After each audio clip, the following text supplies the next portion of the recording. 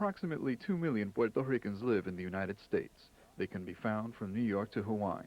Attempting to document this migration through photo essays is Boricua College, a bilingual college in New York. Frank Espada, the project's director and photographer, was recently in Redding's Puerto Rican community on a site visit for the Puerto Rican Diaspora documentary project. Frank Espada, born in Utuado, Puerto Rico, and whose family migrated to New York City in 1939, feels that this project is an outgrowth of everything he has been involved with. I was involved from a very early age in matters concerning civil rights, civil liberties, and so on. Began organizing when I was very young. I was 17. I was organizing politically already. And I have been doing that pretty much all my adult life, dealing with issues concerning the minority communities, the poor communities, but particularly we're not restricted to Puerto Ricans. Besides his community involvement, photography has also played an important role in his life. As I said, I started when I was in the Air Force. I was 19 years old, and it's been a very serious part of my life ever since. I've had several exhibits through the years, the most recent one of which had to do with the stuff that I did during the 60s, during the civil rights movement days. That show showed in New York last year. We called it The Faces of the 60s. The Puerto Rican Diaspora documentary project had been in the planning stages for many years. In 1979, the National Endowment for the Humanities awarded funds to lay the groundwork for the project. Frank Espada explains the underlying basis for the project. The concept has to do with the fact that we happen to have the largest group of migrants in the history of the Western world. More than 2 million people have migrated from that little island in the Caribbean. Nothing much has been done about documenting that experience. It's been a massive migration with all kinds of sociological, psychological factors that affect our communities. And we felt that what we needed at this point was a project that would give us some feeling of being a national community. We feel that the issue of culture, language, and heritage is a very, very basic one for a people such as ours, or for any people for that matter. In order to present some of the conditions and experiences Puerto Ricans are living, the project will revolve around 13 themes. The themes are to be developed into photo essays,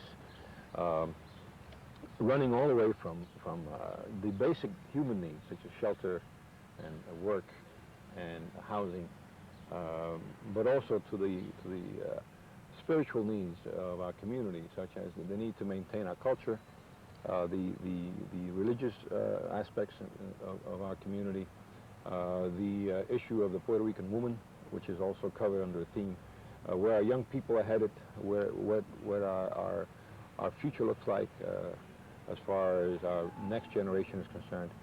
So through these themes that we hope to develop, we will have a fairly complete picture of where we are today, which is really the objective of this particular phase of the project. That first phase is expected to take 2 years, the first year being spent on site visits, cataloging the expected 15,000 photographs, as well as reviewing the countless interviews made. One aspect of the project which as of yet has not been determined is how to include sound with the project. I found to my great delight that the spoken word has become, in my mind, as important as the photographs, and I never expected that. And I listened to these interviews, and I realized that without them, the photographs are I'm not saying they're not good photographs, I hope that they are, but the interviews make them that much better, which is really the combination of words and pictures, which can be very, very potent. Another reason that the interviews are important for the project is that besides the traveling photo exhibit, a book about the project will ensue, as well as a radio program highlighting the project's history. The preparation and context for the interviews were made during the planning stage in 1980. At that time, local Puerto Rican leaders and activists were involved to assist in the preparations for the site visits. Frank Espada explains what he looks for when he goes into a community. The uniqueness of a given community. We try to fit a community into one of the themes, one or more of the themes, For example, here in Reading, we're doing the issue of the theme of working, and we hopefully will be able to interview and photograph some of the farm workers here. The project does not only involve itself with Puerto Ricans living in the United States, for one of the themes is Puerto Rico itself.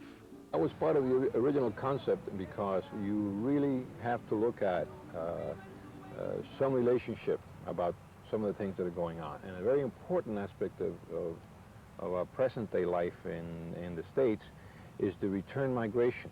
We have something like between 20 and 25,000 people a month going back to Puerto Rico. So we went there to chase that story down. Even though Frank Espada has been active in Puerto Rican community affairs, both on a local and national level, his visits throughout different Puerto Rican communities have brought him some new insights. I think what has surprised me more than anything else is the fact that wherever I go, and no matter what the circumstances are, our people are very much Puerto Rican, and no matter what happens, no matter what condition they are, what situation they are, they're very proud of that for the most part, which wasn't always the case. If you remember in the old days, and maybe you're a little too young for that, but in the old days, many of us either said we weren't Puerto Ricans or said we were Spanish.